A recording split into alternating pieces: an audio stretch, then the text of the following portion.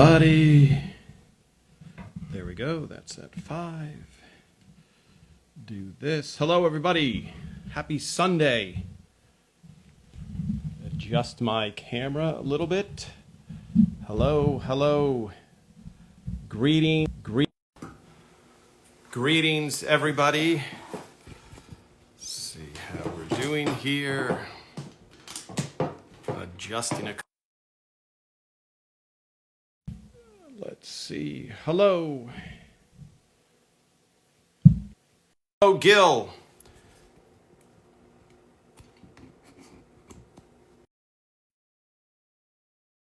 Welcome to Sunday. Just trying to adjust our microphone here. Welcome.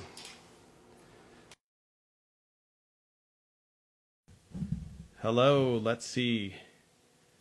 Hello, Gil. Hello, everybody.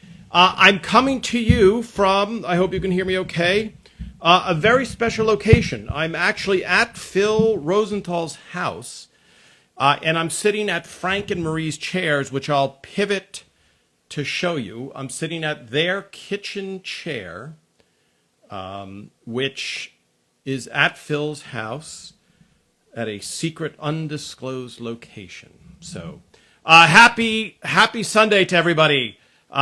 So good to see everyone joining me. Hello, New Jersey. Where in New Jersey are you? Where in New Jersey? We're going to be joined by Jason Gellis. Hello, Jason. Hey. Can I hear you, Jason? Can you? Hold on, Jason. Are you there, Jason? I'm here. Okay, hold on. I'm just having trouble hearing. It's my end, technical problems. There we go, and let's do this. All right, Jason, can you hear me? I can hear you just great, yeah. Okay, hold on. I'm going to abandon that. How about, let's do this, Jason. How about now, Jason? Can you hear me? I can hear you. You're a little quieter than you were before, but I can still hear you. Okay. I'm probably going to switch mics while we're in process. Welcome, Jason. I had to race over to Phil's house. I'm sitting at Frank and Marie's table, but the thing is, I'm sitting at it, so you can't really tell. So I'm going to have to pan down in a sloppy way. But we'll do that. We'll review. Well, actually, here's what I can do. Jason. Here, okay, that is genuine vinyl. Okay. Frank and Marie's genuine vinyl chair taken directly from the set. So that's I would have who decides who gets to take what at the end? I wasn't there at the end, so I didn't get to see how that was all broken up. Yeah, and it was a question from the other day. Great. Now I'm just repeating questions. I get it. No. What was surprising, Jason, was the randomness of everything. Meaning, it wasn't like, okay, here's a spreadsheet, this will go here, this will go there. It was just like a free-for-all, not in a chaotic way, but as you know, when a show ends, it just ends, and then, they're on to the producers, everybody, Warner Brothers, is on to the next show. Right. So for us, it's sentimental, but for them, it's like, okay, we got to get this. We got to figure out where this is going and who's it's going to. So, right. Other than the big items like the table and chairs that I'm sitting at, Ray has the couch from his living room with Deborah.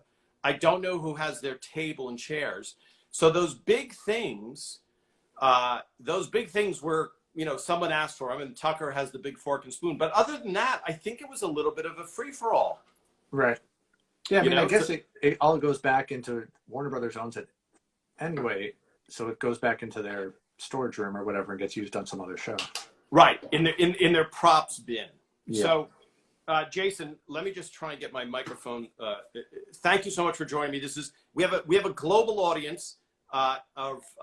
It's late in London. It's early in Australia. It's late in the UK, early in Australia. In Turkey, I don't know what time it is. I'm sure someone can tell us if they're there. I was hoping you would know. Okay. Oh, that's all right. It looks like I might. Yes. Okay, great. That should be much, much better, Jason. Okay. Great. So you were on the show. Let's go back a little bit, Jason. So I've talked to a ton of people. And hello, Wendell you must Poons. have, yeah. If you're getting to me, you must have talked to almost everybody. Oh no, I've already spoken with Larry from Craft Services 2 months ago. So okay. I'm bouncing all over the map. Great. And so, Jason, you started. I want to get into, with some people, with Monica, with Phil. There's so many. Hello, V Gates in Deutschland. Sorry, Jason. This is the beauty of the live chat. Random German utterances. Right. You should it's not a condition. It's actually something. Oh, right. I am saying hello to somebody. But the people, Jason, who watch this on replay, the questions go away. So it does seem like I have a rare condition that just utters German phrases. Hello in Turkey, Istanbul, where you are having tons of snow at 1:12 a.m. Wow. That's never would have guessed that. That's awesome. So frozen turkey. Yeah. So sorry. Someone is saying that Jason has an awesome fairground machine behind him. Slot machine. Hello, Bolivia. Yes, a slot machine. Jason, is there a story there? It belonged to my grandfather, who may or may not have worked for the Mills slot machine company at some point. He was like a vending machine rep somewhere in his life, among many other things. And so he had in his basement, he had a bunch of old slot machines. Oh, wow. So I have that one, which is a quarter, and then I have a nickel one that's somewhere on the other side. And that was, since we're talking about the background, it seems like you have an Emmy type of statue that's, I assume, is a rental, or you won that? They're daytime Emmys, so they look, from a distance, they look identical, but then you get up close and you realize that they're for daytime, not prime time. What is the difference? Nothing, just the plaque. They're made by the same company. I mean, they look exactly the same. So sorry, is it Karen E or Karine is asking if your slot machine works? Yes. Yeah, that one doesn't work as well as the nickel one. That one works but doesn't pay off correctly. Okay. The nickel one works and pays off correctly. But technically you own the house, so you are the house because it's in your house. Yeah, I can't lose. Although my daughter is really into playing the slots now, so I am at the point where she starts using her own money, then I will be making money. I'm just laying the groundwork now. Okay. For the problematic life she's going to have. There's a scoop for Turkey. So, and Jason, so you worked on Ellen. We're going to get to that because a lot of the things, the experience of being on Raymond, no matter how long or how short or what you were involved with, like Rhonda, who's in props. I haven't spoken with her yet because I don't think she wants to be on camera, and I don't think she's on Instagram. Okay, so but there's so many props questions. So even though you were there from season 2 till season 6. I think that's right. Yeah. Okay, and then you left to work on the David Letterman show, the Late Show with David Letterman, and then ultimately wound up on Ellen for 13 years. So. Yes. So you've had different experiences all along. So let's go back, though, Jason, because people are always like, how do I get – there's some people who want to be writers. Some people just want to hear tidbits about the show. But how did you even get introduced to the show? That's a good question. I had – my family, I think, knew Steve Scroven from some – he went to Big Brain Island. Have you ever mentioned Big Brain Island? No. So for those listening, Steve Scrovan is one of the writers from the beginning to the end, and we used to make fun of him because he went to Yale and he would go on these intellectual retreats on an island, let's say, and I think Lou Schneider said Big Brain Island, just smart people talking about smart things. So the opposite of Club Med. Right. And I, at some point in my life, went to Big Brain Island, and may or may not have met Scro, but I was friends with the people that ran Big Brain Island, who knew Scro. It's a long and wandering tale to get there. But so I had just moved to LA.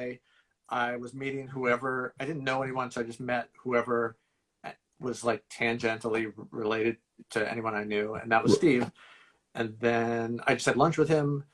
He had just started working on the first season, and then the first season ended. I left my other job, and I can't remember if he called me or if I called him. I think he called me and said they're looking for PAs at Everybody Loves Raymond, which was a show that I was not familiar with after me and much of the rest of the country, I think, was not familiar with after the first season. So yes, and only because we are in the business, so we know a PA is a production assistant. It's the starting point to get on a show. Production assistant does a lot of different things. It can be running scripts, anything that requires.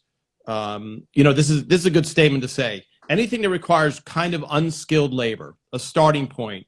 No one's going to go, wait a minute, didn't you learn all the PA tasks? Well, PA tasks are unlimited, unskilled labor. And that, Jason, in the perfect drum roll, if you pan, so you were the lowest rung on the totem pole. You were nothing. You started as nothing. Okay.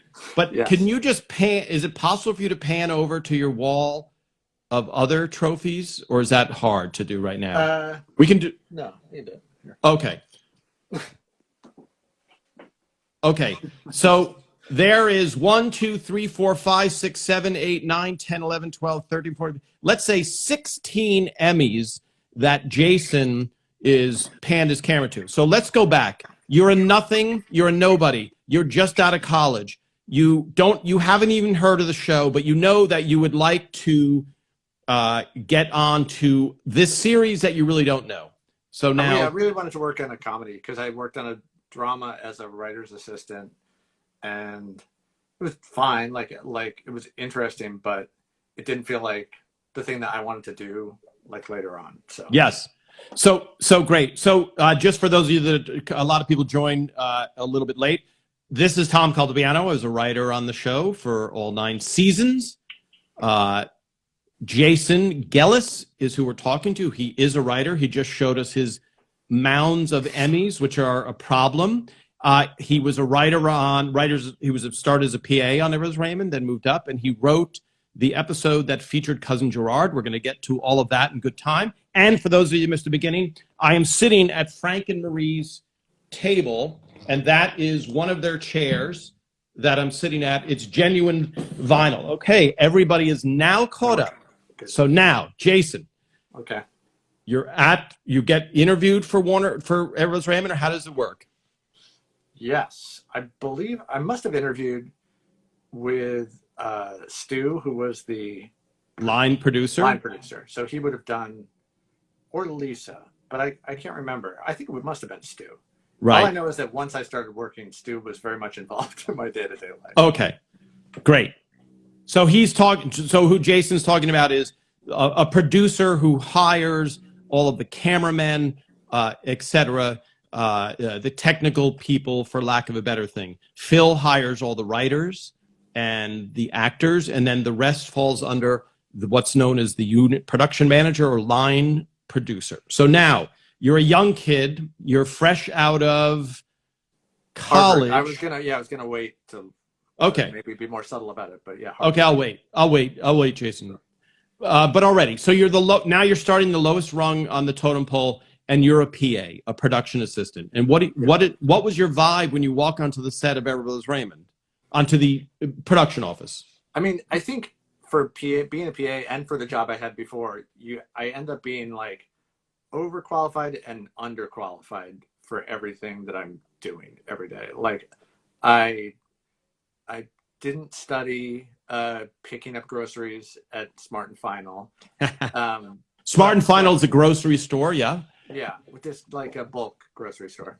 But like my ability to move up in Hollywood really was based on whether or not I could do the grocery orders correctly and do the script and copy scripts correctly and get lunch orders, as George I think probably has mentioned if he's done this. But I mean, lunch orders I guess were super duper important early on. That was like the basis of my ability to be successful at that show was my getting the lunch orders there.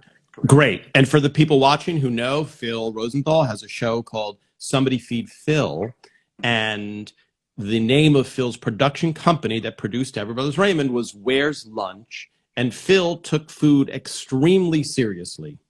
So what Jason is describing is in the before lunch, about 10 a.m., menus would be handed out. The writers would circle what they want, and producers, and Phil would usually pick which restaurant we would go to that day. And that was the highlight of our day because we're basically locked in a room writing all day. Yes. Now, did you like the choices that he made? Did people, because this is where things come full circle if you jump way ahead. Yes. I become the head writer at Ellen, and I'm in charge of picking lunch every day. You become the head writer at Ellen. Yeah. Oh, we should take that. So the question is, Jason, here I'm going to adjust my, it's a little windy here. The choices that Jason is talking, it's funny because this is such trivial sounding stuff, yet so pivotal. Because had Jason screwed up 5 times the lunch, you might not see Jason anymore. You might not see a wall of Emmys. He might have gone into a depression because he can't even get a lunch order. How are you going to be the head writer of a show if you can't even get a simple lunch order correct? So the choices were, what would happen is we would have a rotation of restaurants. And so we would write on the dry erase board in the writer's room. We'd have story ideas, episodes that were done, and then we would write restaurants that are up here that we like or don't like. That happened, that evolved because every once in a while, Phil would be like, I don't want to order from there anymore. Okay. I don't like that place. And so that would go away. And maybe it would accidentally get slipped into the rotation. But there would be a big book of restaurant menus. And so eventually, the person that got the lunch the most would come into our room at 10 a.m. and go, pick the restaurant, pick the restaurant today. And by the way, it sounds like a good problem. Who wouldn't want to have the choice of a restaurant every day, right? To get a different food every day. But eventually it becomes, like the person who has to cook the meal for their family, it becomes a chore for you to decide every day what to cook. So yes. Well, yeah, and it becomes thankless. Like that's what I found is like there is no menu that makes everyone happy. Sure. And there's some people that are always unhappy that you're never going to make unhappy, never going to make happy. And it's like it ends up not really being about lunch and being about people's internal ability to process happiness. But yeah, and so Jason, was there ever? Did people take, in other words, Phil's the head, and you pick let's say California Canteen, which sadly is no longer there. You pick a restaurant, and then do any of the writers meet you on the in the hallway and go, Jason or George, don't bring that restaurant in? Do they try and take you on the side and threatening you? I was pretty far out of the ins and outs of it. I think I was like picking stuff up from the restaurant maybe, but it was too big a job. And I was too new for them to trust me with it in the beginning. Sure. And fortunately, because I think I totally would have messed it up. And it sure. Yeah. And then Jason, let me just, because we're on the subject and we'll get off the subject of food, but for a few minutes on Ellen, was there as much riding on the lunch, and was it similar where, because it's a talk show, it's different than a sitcom? No, yeah, but it was there were different constraints because so for Everybody's Raymond lunch, it could be a very long sort of relaxing experience, but since we were always shooting a show at like 1:15 15, there was just one criteria, which was like, how early can we get lunch here and how fast can On we get Ellen. whatever lunch on Ellen. So on Yeah. Ellen, you're doing a show every day. On Raymond, you're only doing one show a week. You're only filming one show a week. So that's the only pressure day, is that one day. And then we only film 3 out of 4 weeks. So the pressure that Jason's talking about doesn't happen on a sitcom as compared to the TV. So it actually, limited the choices there, because there's not a lot of places that are making you lunch at 10:30 in the morning. So. And since we're talking about lunches, was there ever a catastrophic failure on Ellen, or I don't remember one on Raymond? Yeah, there were like days where like it just wouldn't show up. There were definitely like days where if it's an hour late, then we've moved on. Like we're shooting the show, and there's no lunch. So right. Yeah, those were catastrophic. That is the worst thing. It's not the worst thing in the world, but that was the worst thing in the world. Yeah, and believe me, we know, we're comedy writers. We know that there's really, really bad things going on in the world, and people are starving around the world. And we're talking about the lunch is late. So we know the perspective, but nonetheless, Jason, that's what we are talking about. So, and I'm just scrolling back because there's a lot of people who are saying they love Ellen. They've been to Ellen a few times. So great. We'll get to, I'm just going to scroll back and hit a few of these questions before I don't. Yes, I believe the couch, Frank and Marie's couch with the plastic, Phil has that. Hello, Teresa in snowy Chicago where it's 5 degrees.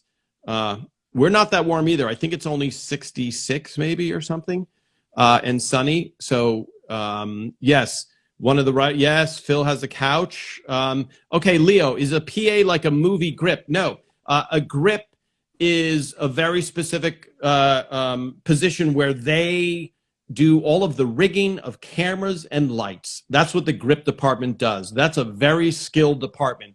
PA is not a skilled department. And since we're talking to Jason, who has a wall full of Emmys, just because you're a PA doesn't mean you don't have any other skills. It's just they don't care.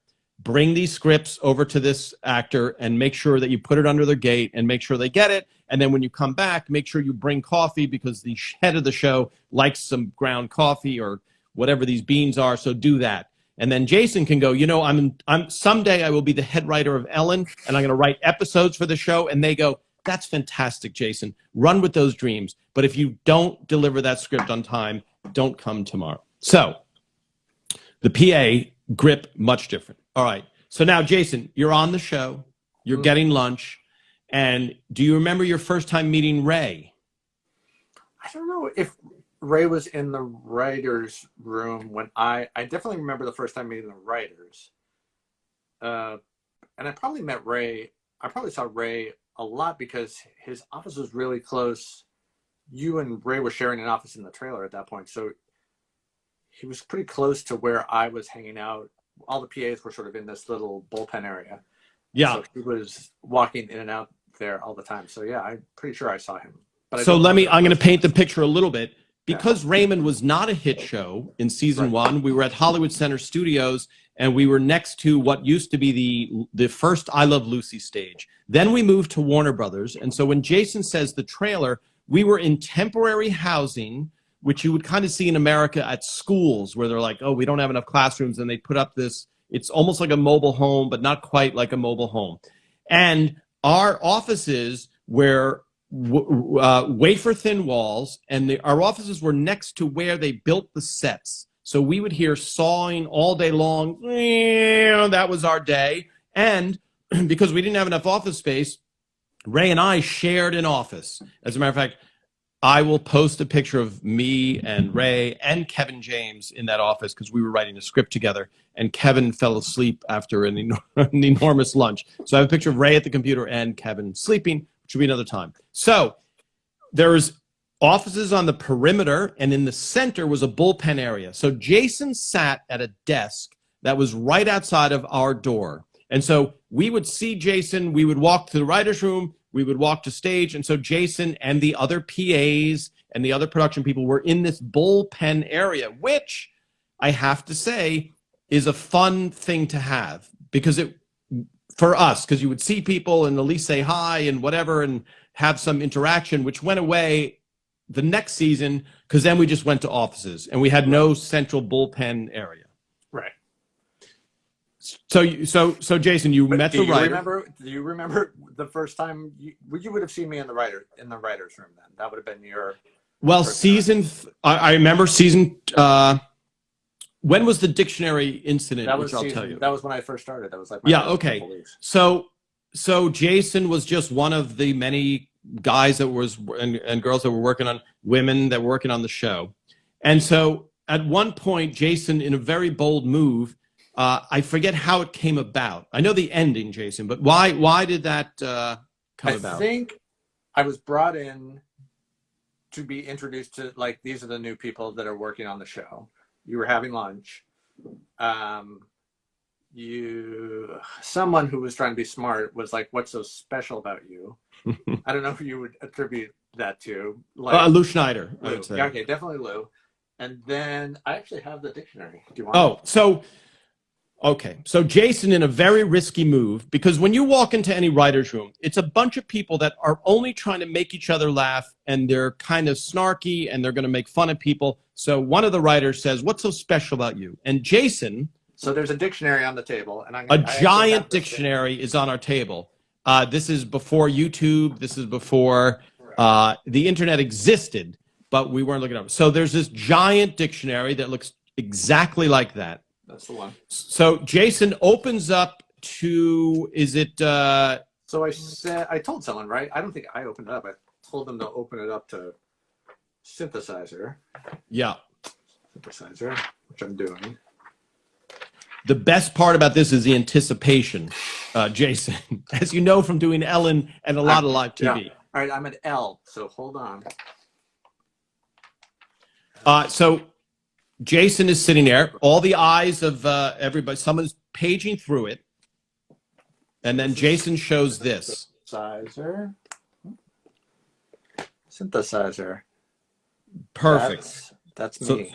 So that is Jason sitting at a synthesizer, and that is within this giant dictionary, which we happen to have in our room. Jason didn't plant it there, but if you were going to write a movie moment for a nerd getting revenge, this is how you would be. You would have the dictionary that we all look at every day sitting there. Jason somebody opens the dictionary, and I don't know if you were leaning back. I don't know if you were just doing a cool guy pose, but when they opened the dictionary, I do remember, I thought you walked over and pointed to it. Probably, yeah, because if no one's ever told you outside of like some sort of joke that like your picture is in the dictionary next to a word, so I don't think anyone's expecting that you're going to open the dictionary and there's going to be a picture of the person who's talking to you in the dictionary. Yes, and I so think I need to lead the way, yeah.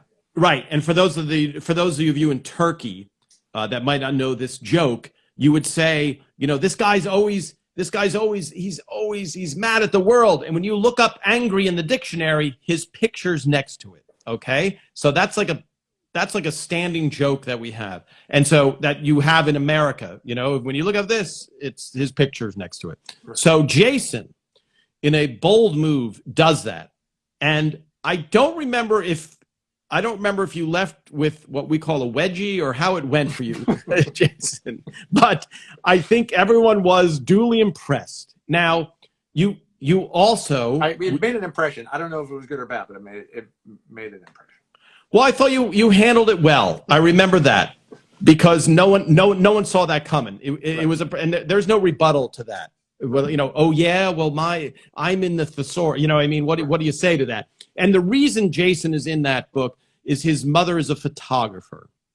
And so she took that photo. So a great story. So now, Jason, you're on the show.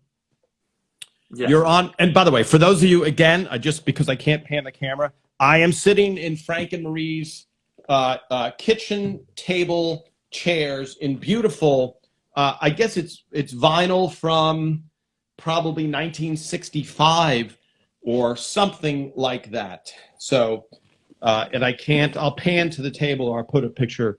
I'm at Phil's guest house. So now, Jason, let me scroll through some random questions. Okay. Oh, that's great. Hello, since Sanchez 4 near. Some of these names are not just names, obviously. My autistic son will not let me see anything else. I can probably say each episode word for word. That's great. Yes, this furniture. I'm going to put up a picture of the furniture. Yes, similar table still. It's surprisingly comfortable. I thought it would be not so comfortable because I guess I sat in the chairs every once in a while, but just, Okay, scrolling back through. Yes. So now, yes. Sorry, Ray was a very good office mate. Yes. And let's see, Jason, hold on. Sorry, was the character of Frank based on Ray's or Phil's dad, or was it just completely fabricated?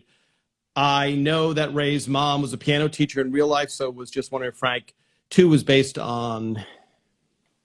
Ray's father was mostly Ray's father, based on Ray's father, I would say. But elements of Ray and Phil's parents all were primary ingredients for each character. But initially, Ray's father was the one who changed the outgoing message in real life. He would smell the heads of the kids and say, "I'm sucking in the youth." He would make Ray's wife cry by doing the outgoing, message changes. And so I would say, that initial thing. And then I would say Phil, even though Ray's mother played piano, I would say Phil's mother dominated more. The fruit of the month scene is 100% Phil's life. So as played beautifully in the pilot by Doris Roberts. All right, Jason, back to you. So you're a PA. You're a lowly PA. Right. And now tell us about the process of climbing that ladder. I think I got fortunate because the positions don't always open up, but I had been there for a year as a PA, and then Susan, who was a writer's assistant, became a writer. Julie didn't become a writer and left, I think. And so all of a sudden there were 2 openings for writer's assistants, which sometimes, especially on a successful show, isn't a position that necessarily turns over. At least it wasn't in my experience. So Jason lucked out. We only had 2 writer's assistants. One of them left, one of them got promoted. So we have 2 openings in season 3. Right. And so the one thing, I don't know if this is like a lesson for people of how to sort of announce yourself or get yourself seen, but I do remember that the other PAs, Mike and George, and I went through a lot of trouble to make a video for the wrap party at the end of season 2. We put a lot of effort into it, and I can't totally remember. Then we kept on doing it every year, and I can't remember if it was because Tom, you were doing it, and so everyone had sort of like decided to do some contribution for the end of the year. So just for everybody, we have a wrap party at the end of each year. David Letterman produced our show. The first year, David Letterman did a top 10 list, a special top 10 list that he used to do on our show. For those of you in Turkey who don't see the David Letterman show, it was a big deal. And you would do a bloopers reel at the end of the show, a year, which almost every show does, outtakes of the cast laughing, etc.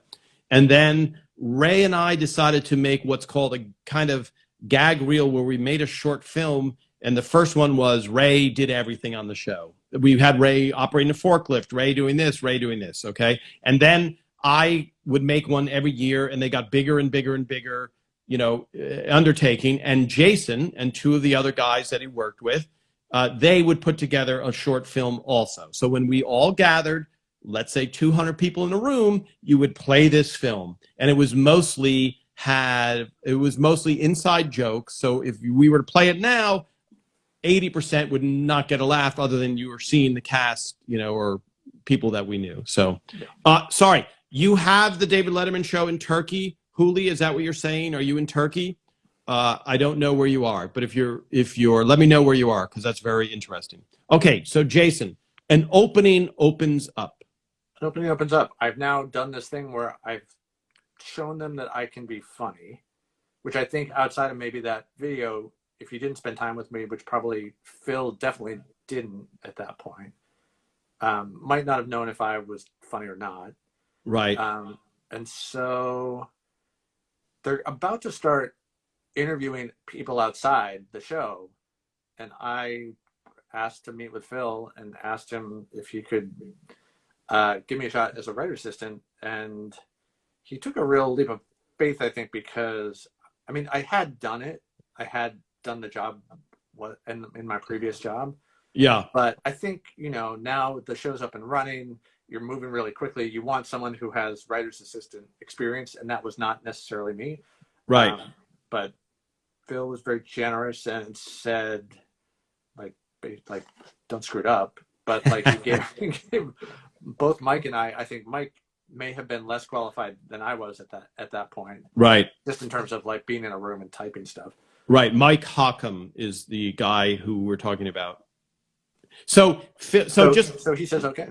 Yeah. And so for people, the writer's assistant has to sit there and take everything down. So it's a lot of pressure. A lot of times you're just sitting around waiting, nothing's going into the script. And other times it's Phil, usually because the writer assistant, in a very unnerving way, the writer assistant is at the computer and about a foot behind him is Phil looking at the screen. So every once in a while, there would be a burst where it would go, okay, Marie says this and then this, and then go, yeah, great. Okay, good. Jason, did you read it back to me? No. Okay. Wasn't it? Is that what I said? Okay. So there's a lot of moments of just sitting, waiting, nothing going on. And then there's a few intense moments where you have to be like a court stenographer. Yeah. And I definitely was not at that level of whatever you were supposed to be. There were and are better writer's assistants than I was, at least when I started. I think if I had to do it now, I'd be really good. But I may still have to do it. We'll see how the rest of the year goes. See how the rest of the interview goes, because if this gets out, Jason. Yeah. But we had like 3 months off between the end of the season and the start of the next season. I got a program for my computer to teach me how to type because Phil was like, you can type, right? And I was like, absolutely, definitely can type. Was like typing with 2 fingers. 2 fingers, yeah. And so by the time I came in July, I knew how to type. Okay. And Jason, let's go back a little bit, because when I graduated college, the first thing I did was teach myself how to type. I started doing touch typing. Yep.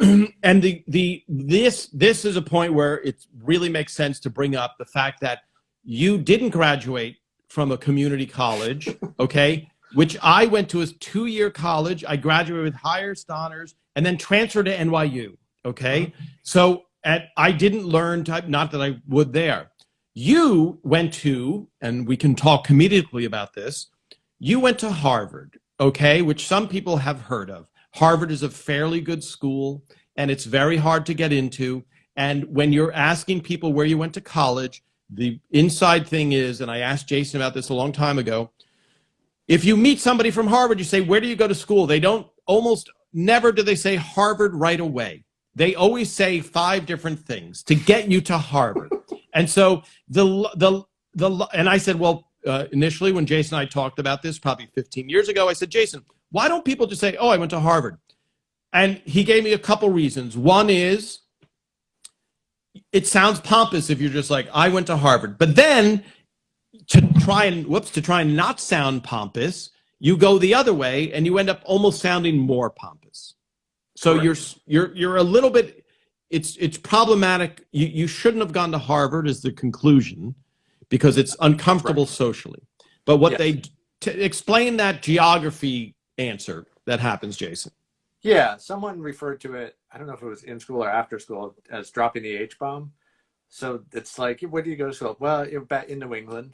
Oh, we're in Massachusetts. Oh, where in Massachusetts? Where? Yeah, Boston. Boston. Oh, there's a lot of schools there. Where in Boston? It's near Boston. It's actually in Cambridge. Cambridge. So now you have 2 choices: MIT, Harvard. Yeah. Harvard. That was Harvard. Well, you went to Harvard. Why didn't you just tell me you went to Harvard? Why did I have to get 20 questions? And so, yeah, dropping the H-bomb, you don't want to come out because the truth is it's such a revered college. And yes, I I'm think sure there are certain expectations too, because a lot of times out here in LA, I'll say I went to Harvard, and then people expect that I sort of had a free pass to go to Saturday Night Live, and like a lot of, and like the truth was I went to Harvard, but I didn't know that I wanted to do comedy and or any of that stuff until after I got out. And so it is sort of a weird thing where it predisposes people to judge you as having failed if somehow like you went to Harvard and then didn't just instantly go start writing for Saturday Night Live. Yeah. So, like, So for we all those have our of own you, path, but yeah, we're getting. Is it Hooley? Is that your first name? Huly? Hooley? It could be. It could be your last name. I am an English teacher teaching at a university and always consult Harvard links for materials. 3 rounds of applause. What Jason is talking about on the inside here is when you're in Hollywood, there's a known thing as this kind of Harvard mafia, meaning the Simpsons writers, SNL, which is based in New York, they have this perception that as soon as you graduate from Harvard, people go, "Oh, you went to Harvard. Where do you want to work? You want to work on The Simpsons or SNL, or what hit show would you like to go to right now?" And so if we go back, there's poor Jason who graduated Harvard teaching himself how to type so he can get this writer's assistant job, which Phil is giving him in a leap of faith. Okay. So now, Jason, we're at season 3 of Everybody Loves Raymond. The show is now becoming a hit. You're Yes. in the writer's room for the first time. My parents have started watching it. Your parents are now watching reluctantly, right? Yes. And now, so Jason, what was that like being in the writer's room for the first time? I was extremely intimidated, even though I said I had done the job at that point. I was working on the drama, which dramas don't really have rooms in the same way that sitcoms do. But it was also like, I mean, it was super funny. Like, there was a lot of screwing around, which I also had not been exposed to. So it was like a really funny place Yeah. to be. And it was like, I kind of like got like someone let me into the club. It felt like I wasn't 21 and someone like let me in and served me alcohol, like that kind of. Yes. Julia, I'm pronouncing, yes, great, Julia. I'm just correcting my Spanish-ish pronunciation. It's a beautiful name. So then, Jason, the funniness, which is hard to describe because there were times when we were laughing so hard that we're crying, right? When we would go off on, thank you, Julia. We would go off on a tangent that had nothing to do with the show, and we would be crying, laughing, you know. And then Phil, my friend Dawn is here. Hi, Dawn. Sorry. Jason, I've never seen you excited in my life, so that's awesome. I didn't know that I had friends that were going to join in. Yeah. No, but yeah. Dawn by the Bay says, "Hey, Jason, that's awesome." Yeah. So Phil would say sometimes we'd be laughing, crying, so hard, and then Phil would just stop and go, "Yeah, all this, and now look at hysterical, and now look at our script. We're in the dumpster. We're in the dump. We have nothing. We have no. We have nothing. We need something funny for the script." So, but the amount of laughter, we used to say we're going to live another 100 years because our job is to laugh all day. Now, Phil had a lot of pressure. Ray had a lot of pressure. You know, they have to deliver a show, but it's all things considered, I don't imagine on any other show you would laugh as much as being in that writer's room because it was a rarity. Because they're also like the show was not just successful, but it ran smoothly. So you had the luxury of being able to do that because you knew the show was going to be done at the end of the day. Because then I subsequently went, like, it was so great to work at Everybody Loves Raymond, and then it ruined every other job I ever had because none of it ever worked that same way. Like, so, it was all. Yeah, so we'll go to there. There's a question. Does Jason see the comments? Yes, but he has too many Emmys to read these comments. Let's see. Yeah, he reads them. Absolutely. So let me just paint the picture again. What Jason is talking about is Phil wanted to make sure, because he had so much experience on other shows that didn't work this way, that his show was run smoothly so the writers would have lives. So he wanted to make sure that we started at 10 and we left at 5 or 6 p.m. on a normal night, and we were ahead in scripts, meaning when we showed up at the first day of the year, instead of going, okay, let's think of 10 scripts, we showed up with 10 finished scripts because we had to write over the season, over the off season, over the hiatus. So on other shows, very often, instead of being ahead, you would very often go, we have no show written for a table read that is in 2 days. Okay. So on Everose Raymond, we would be going through a script. It's handed in June. We go over it in the room with Ray. Everything is done. That script is now finished, ready for the table read, which is happening in 2 months. So the thing that Jason's talking about, after leaving Raymond, you go to Letterman. And what is that experience like? Totally different, but not. That was like a machine that ran well, but it had no relationship in terms of like there was no staff camaraderie. Like everyone worked in their office with the door closed all day, so it was a bit of a shock, like to go and start a job and then like not see anyone all day. They would put slips of paper under your door with the assignments every 15 minutes. So it was sort of like a joke factory, I guess. Right. So, which is fine, but it was just different. So Jason, for me, there's no, because even though I guest hosted Late Late Show, so I had that taste of a day. There's no writers. There's no beginning of the week. Okay, guys, this week, there's nothing. You're just show up and what is the dynamic? There was, that show is heavily formatted in terms of bits. Right. So like the head writers had like, this is every day there's a top 10. This day we're doing a photo quiz. This day we're doing some other thing. So there's like, they're overstacked every day for what you have. And then there's also a morning meeting where you pitch stuff that's sort of day and date topically funny. Okay. So are there, just randomly, are there 10 writers, 15 writers? Do you ever gather in a room? Sometimes we used to have morning meetings the first 3 days I worked there, and then it went to just submitting morning ideas on pages the fourth day. There were probably like 10 writers, but those were only show writers, not monologue writers. Monologue writers were separate, and I don't know where they were. Okay, so you were a show writer or a monologue writer? I was a show writer. You could submit monologue jokes if you wanted, but that wasn't your real job. So everything after the monologue was your job. And did you submit? That's like doing extra work. So did you ever go, well, let me submit this as just funny?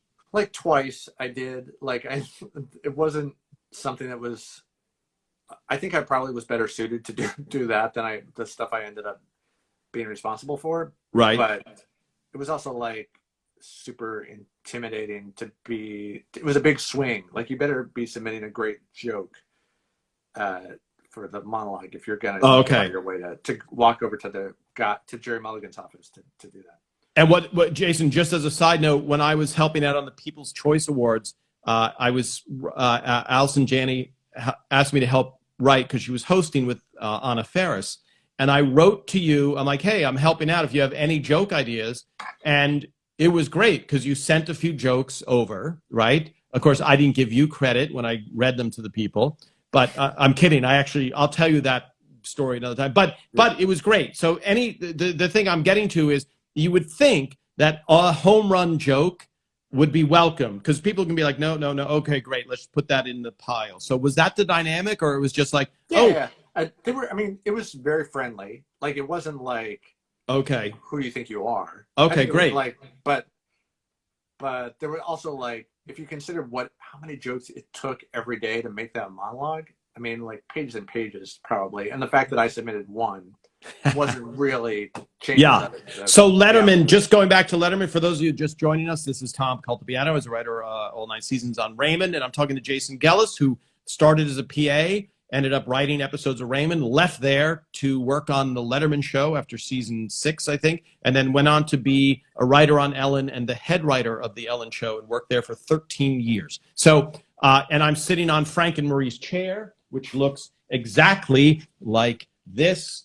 You've seen it 210 times on the show. But have you ever seen the underneath side? Nobody, by the way, I don't think anybody, it's still got the original staples from 1965, and I'm sitting at the table. You can't really see the table, but I could try and pivot it, but I'm worried that I would lose the sound. So Jason, so Leo wants to know, why did you leave ELR? Why would anybody in their right mind leave ELR? I think, in a perfect world, like on some shows, writers' assistants become writers.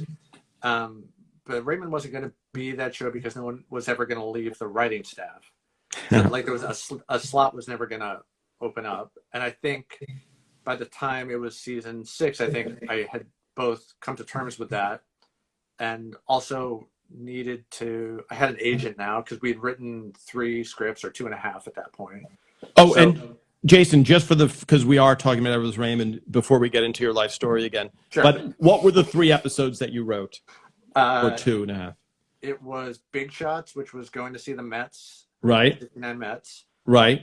Cousin Gerard with Fred Stoller. Right. And then the one with, what was it called? It was the one with the go-kart. It was with Bob Odenkirk and Brian Posehn, of Ray giving money to his friends.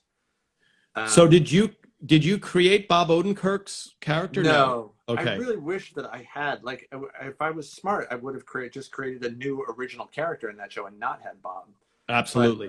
But I was writing with the other writer's assistant. He was my writing partner at that time, Mike. Yes. And we loved Bob.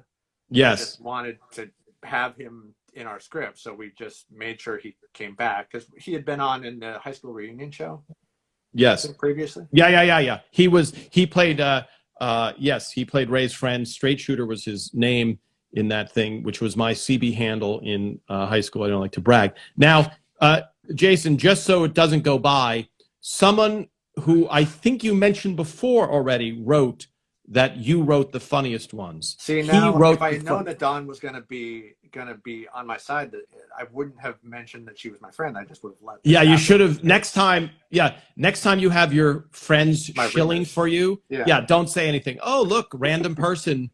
Okay, yes. Okay. Cart Attack was the name of the show, Leo? Cart Attack? Maybe it was. It was the name of the thing that he invested in. That was the go-kart. Yeah. I don't remember, Leo. You might be correct. And by the way, what's funny, Jason, is even you trying to remember this, when I talk to Tucker or anybody, what was that episode? They all blend into, in many ways, They all blend into one.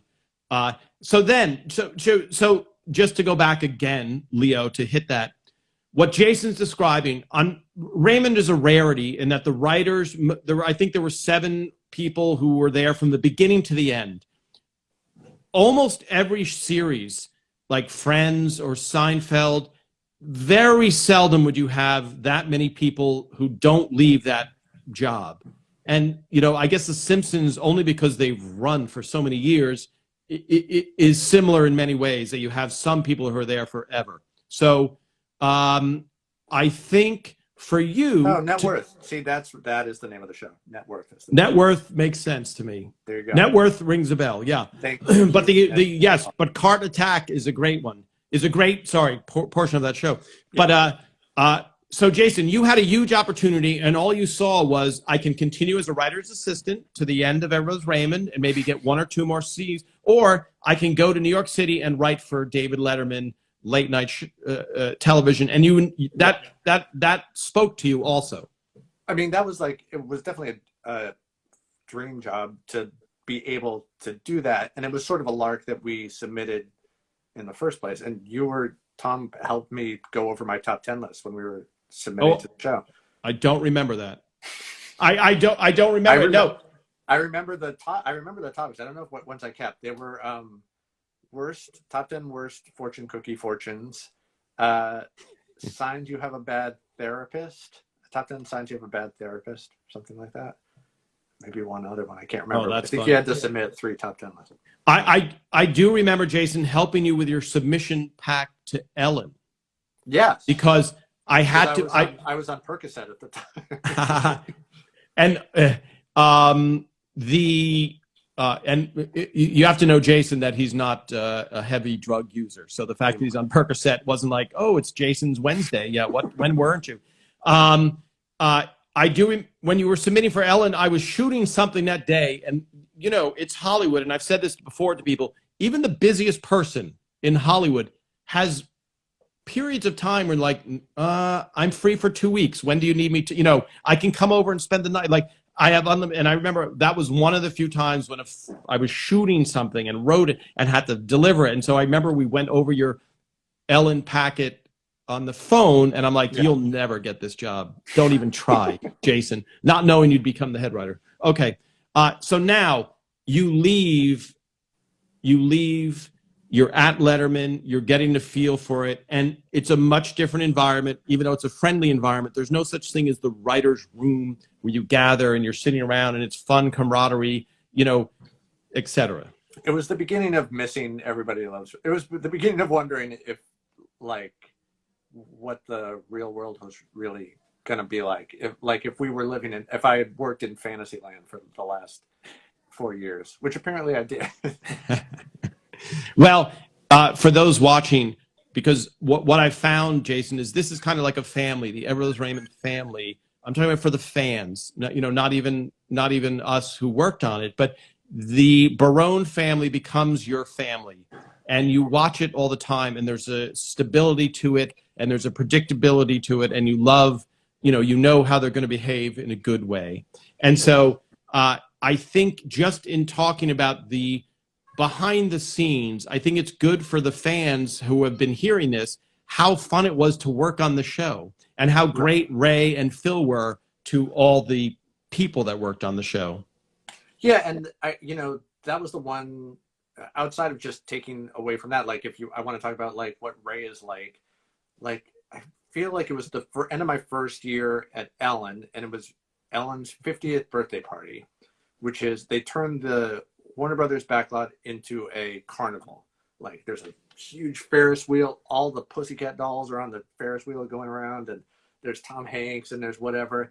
And I am there and I'm like, I don't know what to do with myself. Like I feel like I definitely should not be here at all. And then Ray was there, and I didn't see him first, but he saw me. He was like, oh, hey, Jason. So, Jason, when was this? I know her 50th, but what year? This was 2008. 2008. Okay. Yeah. So Raymond has ended and you're on Ellen. Yeah. And so I was just on the Warner Brothers backlot, and Ray was a guest because he had been on the show that season, I imagine, or I don't know why he was there. He was there. A lot of people were there. Ellen likes Ray. And by the way, he was in the Pussycat Dolls at that point, I think. Maybe that may have been. For those of you, Pussycat Dolls is a singing group, correct? Am I correct in that? Yeah. So, sorry, Jason, because I know this is your, I'm going to say it. You don't like to be on camera. You don't need to be the star of anything. So you're doing me a favor by chatting here. I'm just saying. But my preamble is, you're going to have to come back because we're almost out of time. Oh, that went by very quickly. I talked about myself too much and not about the show. But well, we'll get to it. It gives us time, but also the whole Ellen story is. But let me go back and answer these questions. I have to read the questions because when it does get replayed, the questions go away, Jason. So it seems random. So someone's asking, will we guys ever release the bloopers? And yes, thank you, Angel. The bloopers are on YouTube. They're great to watch. I recommend going to YouTube and watching them. They are very funny, even for me watching. And it's funny because in one of them, there is a point where I'm in the audience, when I would kind of just go in for an hour and talk to the live audience and answer questions. And I would do this as a joke. I would whisper, and this time one of the kids got their lines wrong. And I said, I was whispering into the mic. I was like, we don't feed them until they get their lines right. So this is going to get tough, whatever it was. And Patty Heaton goes, Tom from the kitchen, when you whisper into the mic, we can all hear you. And that's in the bloopers reel. If somebody sees that, that's what she's talking about. Tom, I can't find it. I know I saw it once. So, I wish ELR had run longer. Yes, we all do. And I have to say that Peter Boyle's decline in health was one of the factors, and just wanting Phil and Ray wanting to go out there and if you've watched the last episode, and Jason, I know you were at the last episode, you came back, Yes. You were invited back to the finale. If you watch the last season is as strong as any season that was ever done. So the power of no, all these episodes were great. Let me scroll down here, Jason, before I say goodbye. Yes, it's unfortunate it's not true on every series set. That is true, Randy. Thank you, Wendell Poons in England. That's not his real name. It's from a book. Yes, Ellen. Okay, thank you. Nettie Paw Print. I love this. The last episode was absolutely perfect. The Brajol. So the Brajol episode, I think I'm going to have to talk about another time. So Jason, we haven't even gotten into, we've learned about you. We haven't even gotten into any of the episodes in any way whatsoever, really, right? The genesis we've wasted everyone's time today. The genesis. No, we've set them up for the return. Right, a real cliffhanger. Well, we still have to cover the episodes, Yeah. how you went from Letterman to Ellen, and then what that was like putting on a daily talk show, which is amazing amount of pressure and stress and daily, churning out stuff. Sorry, there was a question about the PTNA episode. I wrote that, and Phil is the one. Phil, I can't remember even how I was in that ballpark, but Phil was the one who said, "Hey, let's have Ray call Deborah something and lie and have her come down dressed as a hooker." So, which was great. Yes. All right. I think so what did we learn, Jason? We're going to run out of time. You have friends who attempt to make you look better, but you outed them. It wasn't a sound plan. Just one, though. Just one, and I think she's left. And so, yes, Ray, by the way, just real quickly, I'll hit these later. I'll tell them detail, but Robert's chin touching was based on real life, which is Ray's brother really did that. Was Robert personally really how Ray's brother liked the chin touching? Yes, sorry, I raced ahead. Yes, absolutely, his brother. And next time, maybe I can talk next time about how I had to drive Ray's minivan one night. Drive Ray's minivan? That was the scariest day of my being a PA. Just because you didn't feel confident in your minivan no abilities? So Jason. No. And also the fact that Ray was in season 2, Ray was driving a red Chrysler minivan. Oh, yes. Well, I don't know if you know this, but when Ray and I lived, we shared an apartment together because he didn't want to move his family and the show was going to get canceled. So we just moved, like our friend Greg Giraldo, who moved out in August and moved back in November. Like we saw the cycle, so we're like, okay. But we had to share a nice burgundy Chevy that whole time. So the red Chrysler minivan is not far away. Now, Jason, I'm going to lose the microphone, but okay. I'm going to just show the edge of the table for 1 second. Okay, all so right. You're not off the hook yet. Okay, let me see. The mic might cut out. Let's see. I can't show the whole. For those of you watching, I will take a picture, a civilized picture of the table and chairs. So here, now I'm in Phil's house. There we go. There goes the mic. So here, Jason. That is the table, right? Yeah. And the beautiful, there's a mic stand, there's this isn't really a prepped, but there you can see the beautiful, and let's see what's under this. This is live. Oh, this is great. There is the underside of Frank and Marie's table. I'm guessing it was made in 1962 or 63. I wonder if people, I'm sure people know, collectors will know, somebody who's gone to a flea market. All right, Jason, we've gone long. Too long, yes. I guarantee you were worried, how are we going to fill an hour? And so, yes. All right, and for those of you watching, thank you so much. That's true. No chewing gum under there. Very funny. So I'll send Doris's lines are all written underneath it. Yes. All right. thank you very much, Jason. Can you maybe you'll hear from my agents, obviously, and we'll arrange that. I have an agent now too. So again, so maybe your agent can talk to my agent. Oh, you have it. Oh, that's good. All right. Goodbye, Okay. everybody. Goodbye, Jason. And to be continued. All right. Thank you so All right. much. Thanks, Tom. Bye.